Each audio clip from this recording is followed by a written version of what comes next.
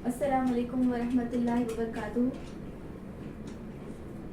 आज मैं आपके सामने लेकर आई हूँ Jean Piaget's theory of cognitive development. देखिए, आपने बहुत सी क्लासेस अटेंड की होगी जीन पियाजे थ्योरी के लिए, लेकिन मैं आपको बताने जा रही हूँ कि जिस तरह मैंने एक वाइट बोर्ड पर, जो कि स्मॉल साइज़ का है या मीडियम भी कह सकते हैं आप, स्मॉल से मीडियम, उस पर मैंने जिस तरीके से कॉग्निटिव डेवलपमेंट की पियाजे वाली थ्योरी कवर की है, तो मेरा ख्याल नहीं है कि YouTube पर किसी ने इस तरीके से कोई वीडियो बनाया हो। बताने का मकसद ये नहीं है कि दूसरों ने कम मेहनत की है या फिर मैंने ज़्यादा मेहनत की है, ऐसा कुछ नहीं है। बताने का मकसद ये है कि टू द पॉइंट मैंने किस तरीके से वाइट बोर्ड पर एक ही स्लाइड के अंदर वन शॉट वीडियो में पियाजे की थ्योरी को कवर किया है। एग्ज़ाम के लिए, एग्ज़ाम्स के 8 दिन पहले ये बिल्कुल ही परफेक्ट वीडियो आपके लिए होने वाली है। आप YouTube पर सर्च कर देख सकते हैं Urdu medium plus English medium के पियाजे's थ्योरी की वीडियो। उसके बाद अब ये मेरा वाला वीडियो देखिए, आपको इंशाल्लाह साफ डिफरेंस नज़र आ जाएगा कि किस तरीके से हमने कम वक्त में बहुत से इम्पॉर्टेंट पॉइंट को एक जगह कर आपके सामने पेश किया है। तो देखिए, जीन पियाजे जो थ्योरी है, इसका दूसरा नाम जो है कॉग्निटिव डेवलपमेंट थ्योरी है। जीन पियाजे थ्योरी का नाम कॉग्निटिव डेवलपमेंट थ्योरी है। तो देखिए, जीन पियाजे जो हमारे माहिर नफ्सियात, साइकोलॉजिस्ट भी कहेंगे जिसे, तो उन्होंने क्या किया, वो स्विट्ज़रलैंड के रहने वाले थे। उन्होंने क्या किया, बच्चे को, चाइल्ड को लिटिल साइंटिस्ट कहा है, यानी कि छोटा साइंसदान कहा है। क्यों कहा है कि बच्चे में ये एबिलिटी होती है बचपन से खुद से नॉलेज को गेन करने की। बच्चा लैंग्वेज जो है खुद से सीखता है। मराठी घराना, हिंदू घराना हो तो वो मराठी खुद ब खुद सीखता है। बच्चे को क्लासेस लगाने की ज़रूरत नहीं पड़ेगी कि चलो तुम घर में जो ज़बान बोली जा रही है उसके क्लासेस अटेंड करो, नहीं तो तुम्हें ज़बान बोलनी नहीं आएगी। या फिर मम्मी डैडी ये नहीं बोलेंगे कि चलो आज मेरा पकाना खाना हो गया, डैडी बोलेंगे आज मैं दफ्तर से जल्दी घर आ गए तुम्हें अपनी ज़बान सिखाने के लिए। बिल्कुल नहीं, बच्चा खुद ब खुद तजुर्बे से सीखता है, ज़बान हो, दूसरी एक्टिविटीज़ हो। इसीलिए जीन पियाजे ने बच्चे को लिटिल साइंटिस्ट कहा है। Child is radical constructivist. Jean पियाजे जो है रेडिकल कंस्ट्रक्टिविस्ट थे। उन्होंने बच्चे को ये कहा कि बच्चे में खुद की ओन एबिलिटी होती है अंडरस्टैंडिंग की, समझने की, लर्निंग की, चीज़ों को अडेप्ट करने की। इसीलिए उसको कॉग्निटिव डेवलपमेंट की थ्योरी कहा जाता है। कॉग्निशन के मायने है जहन से जुड़ी हुई। रेडिकल कंस्ट्रक्टिविस्ट के मायने ये है कि बच्चे के अंदर खुद की रेडिकल ओन एबिलिटी, खुद की एबिलिटी होती है। हर इंसान में अपनी एबिलिटी होती है, बच्चा हो, बूढ़ा हो, जवान हो या फिर किसी भी एज ग्रुप का कोई शख्स हो, उसकी खुद की एबिलिटी होती है। अब तीसरा इम्पॉर्टेंट टर्म है schema. Schema means what? Pockets of knowledge. मैंने सिर्फ पॉकेट्स ऑफ नॉलेज लिखा है जगह के लिए, लेकिन मैं आपको पूरा एक्सप्लेनेशन दे रही हूँ। बहुत ही इंपॉर्टेंट पॉइंट जो आपको लगे आप उसे नोट डाउन कर लीजिए। नोटबुक पेन लेकर बैठिए, हो सके तो एक चाय का कप भी लेकर बैठ सकते हैं आप, या एक पानी का गिलास भी लेकर बैठ सकती हैं आपके हिसाब से। आपको कॉपी पेन लेकर बैठना है, उस पर लिखना है schema, pockets of knowledge in the brain. Brain में हमको जो है अल्लाह ताला की तरफ से निज़ाम है कि हर चीज़ के स्कीमास बने हुए हैं। मालूमात, इंफॉर्मेशन जो दिन भर की होती है, या फिर अब तक हम पैदा होने से लेकर अब तक के जो आप जितने 20, 22, 25 साल के हो चुके हैं या फिर और ज़्यादा 30, 35 साल के हो चुके हैं, जो भी आपकी एज है, बताने का मकसद कि आपके जो भी ज़िंदगी के तजुर्बात है उसके स्कीमास बनी हैं। आप किसी फ़र्द से बहुत सालों बाद मिल रहे हैं तो आप 10-12 साल के बाद भी उसे पहचान सकते हैं, क्योंकि आपके दिमाग में उसकी पिछली स्कीमा बनी हुई है जिसके तहत आप उसे रिकॉल कर पा रहे हों। आपने किसी न्यू फ्रेंड से आज आप कॉलेज में, स्कूल में मिले हो तो उसकी स्कीमा आपके दिमाग में बन जाएगी। ऐसे बाल थे, ऐसा नाक नक्शा, ये हाइट, ये रंग, बोलने का स्टाइल ऐसा, बात करने की जो लय है ऐसी। तो उससे मुराद स्कीमा है। पॉकेट ऑफ नॉलेज, जो ब्रेन हमारे पॉकेट नॉलेज के पॉकेट्स बनाता है। तो चाइल्ड लिटिल साइंटिस्ट है, बच्चा जो है रेडिकल कंस्ट्रक्टिविस्ट है, बच्चे में खुद की एबिलिटी होती है। नंबर 3 स्कीमा यानी कि पॉकेट ऑफ नॉलेज, जो दिमाग में पॉकेट्स बने हुए थे, हम तब्दील भी कर सकते हैं।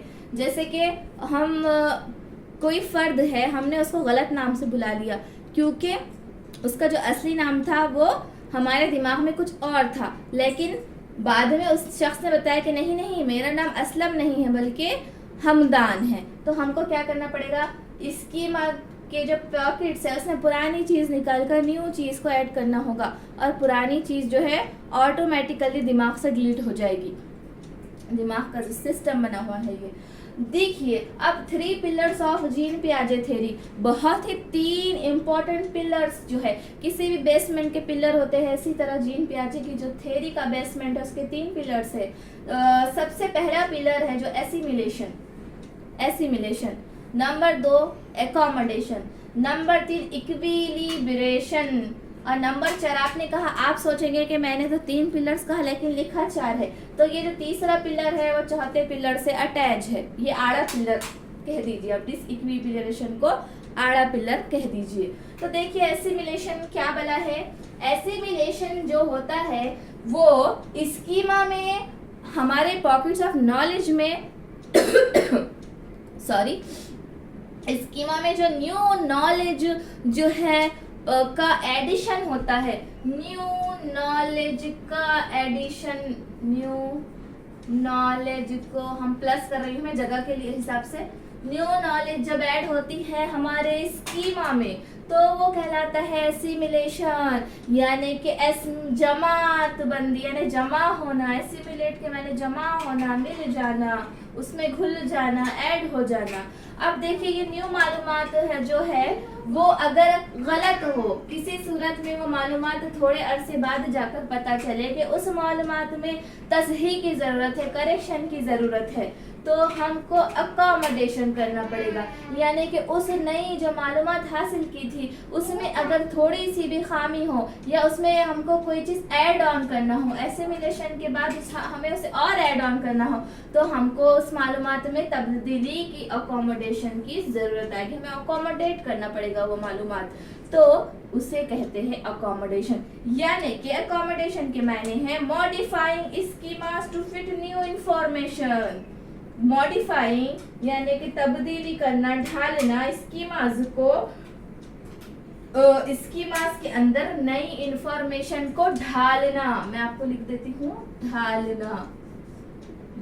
किसी सांचे में हम जो है लोहे को पिघला कर डालेंगे तो जैसे चम्मच के सांचे में डालेंगे तो चम्मच बन जाएगा, भगोने के सांचे में डालेंगे धातु को तो वो भगोने के रूप में इख्तियार करेगी। उसी तरह इसमें जो हम तब्दीली कहते हैं, कोई चीज में जो तब्दीली कहते हैं वो कहलाती है अकोमोडेशन।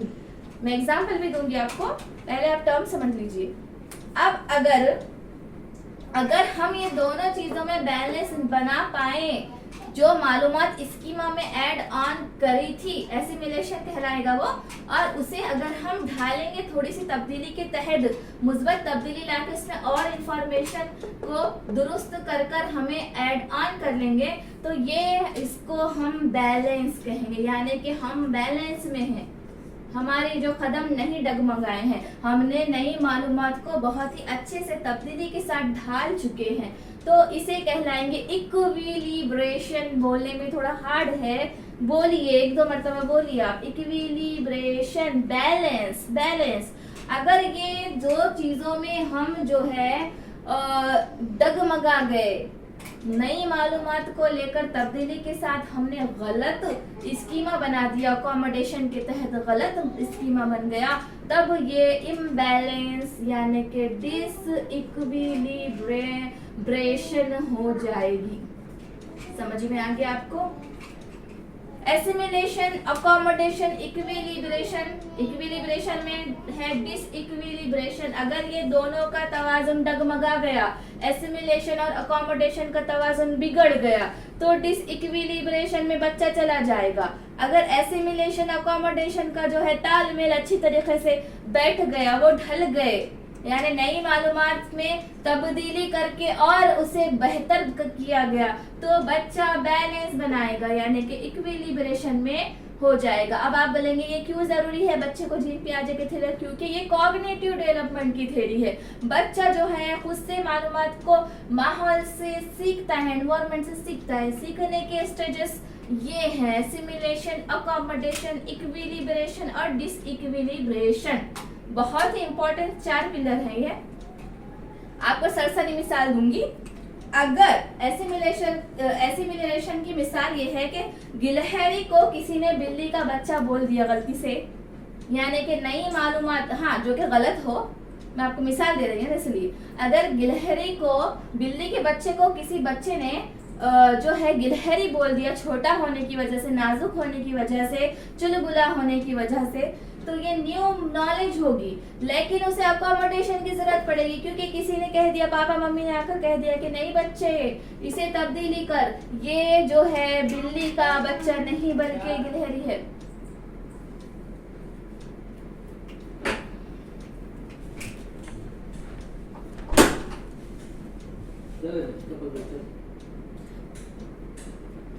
ये बिल्ली का बच्चा नहीं है बल्कि क्या है, गिलहरी है। तो ये जो तब्दीली है, तो ये जो तब्दीली है, हमारा लिंक थोड़ा जो भी पढ़ाने का जो बहाव था वो टूट गया है अचानक से। डोर पे किसी की बेल हुई है, उस वजह से मैं आपके लिए बहुत माजरत चाहती हूँ। होता है, ऐसे होता है, घर में जब क्लास होती है तो इस तरीके से जो है मुश्किलें आ जाती है। ठीक है, चलिए हमारे टॉपिक की तरफ आएंगे। 3 पिलर्स जो मैंने बताए थे, एसिमिलेशन, अकोमोडेशन, इक्विलिब्रेशन और डिसइक्विलिब्रेशन, इम्बैलेंसमेंट। तो बच्चे, अगर बिल्ली के बच्चे को किसी ने गिलहरी बोल दिया तो वो न्यू नॉलेज तो हासिल किया था, लेकिन न्यू नॉलेज में जो है गड़बड़ थी, इस वजह से ये जो काम है वो बिगड़ गया। पेरेंट्स ने कहा ये बच्चे, बिल्ली का बच्चा नहीं है, ये गिलहरी है, तो इसे बैलेंस कर लिया बच्चे ने जहन के स्कीमा की पॉकेट में से, तो ये हो जाएगा बच्चा इक्विलिब्रेशन वाला, यानी बैलेंस बना दिया बच्चे ने। और अगर बच्चा अभी भी थोड़ा तालमेल उसका ढीला है तो वो डिसइक्विलिब्रेशन में चले जाएगा, इम्बैलेंसमेंट बच्चे का हो जाएगा। तो ये मिसाल थी जो कि बीच में से जिसका राब्ता भी टूट गया था यहाँ पर अपना, लेकिन इंशाल्लाह वीडियो रिपीट भी कर सकते हो, आपको और अच्छे से समझ में आएगा। पियाजे थ्योरी ऐसी है 3 से 4 मरतबा हमें देखनी ही पड़ेगी एग्जाम से पहले, तो जो है उसके की पॉइंट्स जो है, उसके कोर एलिमेंट जो है हमको अच्छे से कवर हो जाएंगे। एग्जाम में बहुत ही क्वेश्चन आए कि टकाटक हम क्या करेंगे, जो है गोले भरते जाएंगे। अब देखिए, अब मैं आपको जिसमें बता रही हूँ 4 stages of Jean Piaget theories of cognitive development। अब देखिए 4 stages क्या है कॉग्निटिव डेवलपमेंट की जो थ्योरी है उसके। सबसे पहला जो है sensory motor stage. Cognitive development की जो थ्योरी है वो 4 स्टेजेस पर मबनी है। उसका जो पहला जो स्टेज है वो है सेंसरी मोटर स्टेज, यानी बच्चा होता है पैदा होने के, यानी 0 से 2 साल का बच्चा इसमें होता है। 0 से 2 साल का बच्चा होता नहीं, बल्कि इस कैटेगरी को सेंसरी मोटर स्टेज कैटेगरी कहते हैं। यानी कि बच्चा होता है इसमें ऑब्जेक्ट परमानेंस, कोई चीज आप देंगे, छोटा बच्चा है 2-3 महीने का है, तो आप उसके सामने पेन रखेंगे तो बच्चा झट से पेन लेने की कोशिश करेगा। ऑब्जेक्ट, ये ऑब्जेक्ट है, कोई भी चीज ऑब्जेक्ट होती है। ऑब्जेक्ट का परमानेंस यानी कि उसे ऑब्जेक्ट की तलाश में होता है वो। अब ये बहुत इंपॉर्टेंट है ये पूरे पॉइंट्स। ऑब्जेक्ट परमानेंस होता है सेंसरी मोटर का बच्चा, ऑप्शन में आएगा। प्री ऑपरेशन का बच्चा होता है, कॉन्क्रीट ऑपरेशन का बच्चा होता है, या फॉर्मल ऑपरेशन का बच्चा होता है। आपको कहना है सेंसरी मोटर का बच्चा होता है object permanence. Option number right, first is right. अब बच्चा जो है ऑब्जेक्ट परमानेंस होता है, उसके साथ साथ बच्चा अपने सेंसेस के जरिए सीखता है। सेंसरी मोटर से मालूम होता है कि बच्चा सेंसस के जरिए सीखता है, और बच्चा मोटर यानी कि इससे पहले मैंने मोटर की मीनिंग बताए थे आपको, बच्चा मोटर एक्टिविटी के जरिए सीखता है। नंबर चौथा, इसमें मेन कोर एलिमेंट है डिफर्ड इमिटेशन, यानी कि अगर बच्चे के पापा जो है रोज क्रिकेट खेलते हैं घर में के आंगन में, तो बच्चा भी क्या है बैट लेकर आ जाएगा कि पापा पापा मुझे भी क्रिकेट खेलना है। इस तरीके से इमिटेशन यानी कि नकल करेगा। डिफर्ड इमिटेशन मतलब बच्चा कोई भी चीज को देखने के बाद वैसा करने की कोशिश करेगा। जैसे मम्मी खाना बना रही है तो वो बर्तन चम्मच लेकर भगोने वगैरह लेकर क्या होगा पकाने की कोशिश करेगा। खिलौनों से वही काम करेगा जो उसके मम्मी करते हैं। दूसरी जो स्टेज है वो है pre operational stage. Pre operational stage का बच्चा होता है 2 से 7 साल का होता है। 0 से 2 सेंसरी मोटर का, प्री ऑपरेशनल स्टेज का बच्चा होता है 2 से 7 साल का। बच्चा जो है इगोसेंट्रिज्म में होता है। अब इगोसेंट्रिज्म क्या है? बच्चा अनापरस्त होता है। बच्चा बोलता है जो मैं हूँ वो मैं ही हूँ, मैं ही इम्पोर्टेंट हूँ, मेरे अलावा किसी को कोई इम्पोर्टेंस नहीं है। ईगो ईगो ईगो अना सेंट्रिज्म, खुद की अनापरस्ती होती है, यानी कि मुझे ही तवज्जो दी जाए, सब लोग मुझे ही देखे। बाजू में कोई भी इम्पोर्टेंट काम हो रहा हो लेकिन पूरी जो है जमात का, पूरे फैमिली, पूरे खानदान का जो है वो सेंट्रिक मैं ही हूँ, यानी कि इगोसेंट्रिज्म। अब बच्चे में प्री ऑपरेशन के बच्चे में दूसरा इरिवर्सिबिलिटी होती है। जैसे कि अगर हम इरिवर्सिबिलिटी के मायने ये होते हैं कि जो चीज जा सकती है वो चीज आ नहीं सकती। जैसे कि रात को चंदा मामा आए हैं तो बच्चे को ये नहीं मालूम कि दिन में वो छुप जाते हैं, वो दिखाई नहीं देते। यानी कि आने का तस्वुर तो क्लियर होता है लेकिन लौट कर जाने का तस्वुर तो क्लियर होता है लेकिन लौट के आने का तस्वुर उसके जहन में क्लियर नहीं होता है। तो इसे कहते हैं इरिवर्सिबिलिटी, यानी कि कोई भी एक्शन को अनडू करना ये उसे नहीं आता है। इरिवर्सिबिलिटी के मायने हैं। अब देखिए तीसरा जो है पॉइंट सेंट्रेशन। अब सेंट्रेशन के मायने क्या है? Focusing on only one aspect of a situation. कोई भी सिचुएशन की सिर्फ एक ही पहलू पर गौर करता है, दूसरी पहलू को पे गौर नहीं करता है। जैसे कि पेन है, मैं बहुत ही घरेलू मिसाल दे रही हूँ, आप लोग हंस भी सकते हैं, इसे जोक भी समझ सकते हैं। देखिए जैसे कि पेन है, पेन का जो काम है वो लिखना ही है। मम्मियाँ, दादियाँ, नानियाँ इसके लिए इसे नाड़े डालने में इस्तेमाल कर सकती है पैजामे में, तो वो इस्तेमाल उसे नहीं पता। सेंट्रेशन यानी किसी ऑब्जेक्ट के एक ही पहलू पर तवज्जो देना। Focusing on only one aspect of a situation. समझ गए? अब तीसरी स्टेज है कॉन्क्रीट ऑपरेशनल स्टेज, 7 से 11 साल। इसमें बच्चा जो है कंजर्वेटिव होता है। अब कंजर्वेशन क्या है? Conservation means understanding same quantity shapes changes. बच्चा जो है अंडरस्टैंड कर पाता है सेम चीजों में। यहाँ पर आप एक जो पॉइंट आप ऐड ऑन कर लीजिए, यहाँ पर कंजर्वेशन नहीं होता, कंजर्वेशन लिख दीजिए आप, मैंने शॉर्ट में कंजर्व लिखा है। यहाँ पर कंजर्वेशन जो है नहीं होता प्री ऑपरेशन में। बच्चा छोटा है तो अगर आप शरबत घर में बनाए हो, अगर उसे अलग अलग गिलासों में रख दिया जाए तो जो मोटा दिखने वाला एक गिलास है और एक लंबा दिखने वाला गिलास है, 2 गिलास है, लेकिन मोटा दिखने वाले गिलास में जो है वो शरबत ज्यादा आता है, लंबे दिखने वाले गिलास में शरबत कम आता है, क्योंकि वो लंबाई में लंबा है लेकिन हजम में कम है। लेकिन बच्चे को तो ये बिल्कुल समझ में नहीं आएगा। कौन से बच्चे को? प्री ऑपरेशनल स्टेज के बच्चे को, क्योंकि वो कंजर्वेटिव नहीं है। यहाँ पर कंजर्वेशन उसको नहीं आता है, ऐड ऑन कर लीजिए आप। और यहाँ पर जो है बच्चे को कंजर्वेशन आता है, यानी कि अलग अलग जो है चीजें हैं शेप्स और साइज की, लेकिन बराबर मिकदार में शरबत डालने पर भी ऐसा महसूस होता है कि कुछ गिलासों में कम डाला गया है और कुछ गिलासेस में ज्यादा डाला गया है। जिस तरीके से 10 की एक नोट हो और एक एक के 10 सिक्के हो तो बच्चा बोलेगा कि एक एक के 10 सिक्के जो है वो ज्यादा पैसे है, 10 की नोट जो है कम पैसे है। मेरा समझाने का मकसद ये है। अब देखिए इस कॉन्क्रीट ऑपरेशन मेथड जो 7 से 11 साल का जो बच्चा है वो लॉजिकल थिंकिंग आ जाती है, उसमें लॉजिकल थिंकिंग आती है दिखने वाली चीजों के लिए, ना दिखने वाली चीजों के लिए नहीं, दिखने वाली जो चीजें आसपास की जो है उसमें लॉजिक आ जाता है, मैथमेटिकल स्किल्स यानी कि लॉजिक थिंकिंग आ जाते हैं।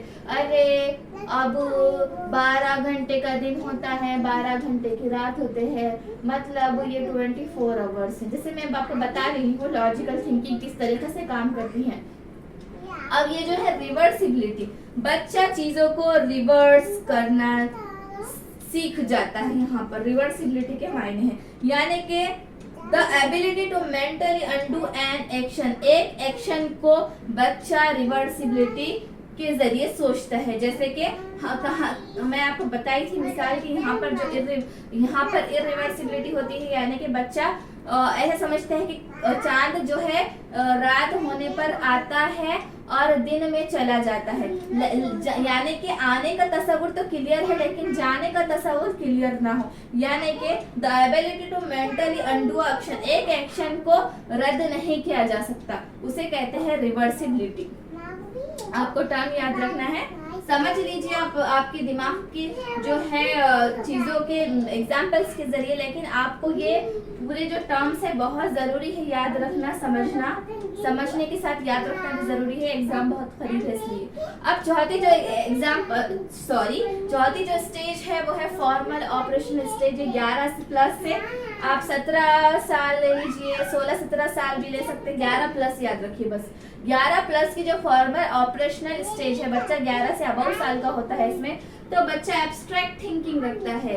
बच्चा एब्स्ट्रैक्ट थिंकिंग रखता है, जो एब्स्ट्रैक्ट थिंकिंग यानी कि जो चीजें नहीं दिखाई देती उनके बारे में सोचता है, जैसे कि हवा हो दिखाई नहीं देती होती है, जैसे कि जो है हमारा निजाम शमसी हो, गैलेक्सी हो, यानी कि चीजों के एब्स्ट्रैक्ट जो एब्स्ट्रैक्ट चीजों की तरफ तवज्जो देता है, जैसे कि हमारा पीरियोडिक टेबल हो, दिखाई देता है कि नहीं लेकिन एब्स्ट्रैक्ट है, दिखाई नहीं देता, महसूस कर सकते हैं और उसके मुताबिक साइंस में भी शवाहिद मौजूद है, उसे एब्स्ट्रैक्ट थिंकिंग कहते हैं। अब hypothetical deductive reasoning, hypothetical deductive reasoning के मायने हैं कोई भी चीज को बारीकी से सोचना, तज्जिया करना, उसका जो है उसकी जो है समझ बूझ से उसका हल निकालना, हाइपोथेटिकल डिडक्टिव रीजनिंग कहा जाता है। आपको ये पूरा टर्म याद रखना होगा, हाइपोथेटिकल डिडक्टिव रीजनिंग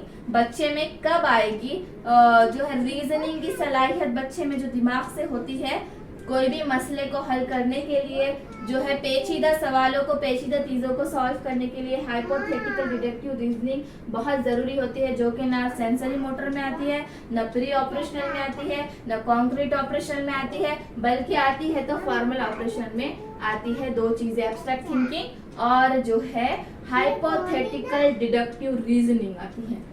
और आप ये जो की पॉइंट्स जो मैंने दिए हैं, सेंसरी मोटर वाले, ऑब्जेक्ट परमानेंस सेंसेस से काम करता है, मोटर एक्टिविटी से काम करता है, डेफर्ट इमिटेशन नकल मारता है। अब प्री ऑपरेशन में इगोसेंट्रिज्म यानी अनापरस्ती रखता है, इरिवर्सिबिलिटी होती है यानी कि जाना मालूम है लेकिन आना नहीं मालूम, इरिवर्सिबिलिटी। सेंट्रेशन यानी खुद को ही तवज्जो देता है, कंजर्वेशन यहाँ पर नहीं होता है। और कॉन्क्रीट ऑपरेशनल में कंजर्वेशन जो है होता है, यानी कि एक ही सिचुएशन पर तवज्जो देना, उसका दूसरा एस्पेक्ट मालूम ना होना। नाड़े वाली मिसाल जो है यहाँ पर मालूम होता है, बच्चे को पेन से लिख भी सकते हैं, नाड़ा भी डाल सकते हैं, लेकिन जो पिछले वाली स्टेज उसमें मालूम नहीं होता है, प्री ऑपरेशनल वाली में। आप मेरे एग्जाम्पल याद रखिए, बहुत ही सादा जिंदगी पर मबनी है। और फॉर्मल ऑपरेशनल जो मेथड स्टेज है, सॉरी मेथड नहीं स्टेज, तो उसमें एब्स्ट्रैक्ट थिंकिंग रखता है बच्चा और हाइपोथेटिकल डिडक्टिव रीजनिंग रखता है। अब देखिए, अगर आप ये जीन पियाजे की थ्योरी 2 से 3 बार इस वीडियो को देखेंगे, आप एक टक से आप गोला भर देंगे, जो आप क्वेश्चन पढ़ लेंगे इंशाअल्लाह। इंशाल्लाह इसमें से इंशाल्लाह 2 से 3 क्वेश्चन आने ही आने हैं। आप इस वीडियो को 2 मरतबा देखिए एग्जाम जाने से कबल, 1-2 दिन पहले अभी देख लीजिए, फिर 2 मरतबा और देखिए। तो आपको जो टर्म्स है assimilation, accommodation, equilibration, disequilibration, sensory motor stage, pre operational stage, concrete operational stage, formal operational stage, इसमें जो कोर एलिमेंट बहुत ही इंपॉर्टेंट है वो भी आपको रटने से याद नहीं होंगे, समझने से याद होंगे, एग्जाम्पल से याद होंगे। और जीन पियाजे की थ्योरी को कॉग्निटिव डेवलपमेंट की थ्योरी कहते हैं। उन्होंने बच्चे को छोटा साइंटिस्ट, लिटिल साइंटिस्ट कहा। वो रेडिकल कंस्ट्रक्टिविस्ट थे, बच्चे को भी रेडिकली देखा उन्होंने, क्योंकि बच्चे के खुद की ओन एबिलिटी होती है, खुद का ओन दिमाग होता है, खुद का दिमाग होता है। स्कीमा क्या कहते हैं? पॉकेट्स ऑफ नॉलेज को स्कीमा कहते हैं। तो ये बहुत ही इंपॉर्टेंट चीजें मैंने आपके साथ बयान की है। आपको इंशाल्लाह ये वीडियो बहुत पसंद आएगा। आप अगर ये वीडियो आपको बहुत ही फायदा देता है तो आप एक हार्ट का निशान इसमें ऐड कर सकते हैं वीडियो के नीचे। और इंशाल्लाह आपको जो भी टॉपिक समझ में नहीं आएगा आप मुझे बिला झिझक पूछ सकते हैं। इंशाल्लाह इसके बाद मैं वाइगॉस की टॉपिक लेकर आपके सामने आऊंगी, जो कि 3 मार्क्स के लिए पूछा जाता है। इंशाल्लाह उसके बाद कोहलबर्ग थ्योरी लेकर आऊंगी। तब तक के लिए अल्लाह हाफिज। अस्सलाम वालेकुम रहमतुल्लाहि व बरकातुहू।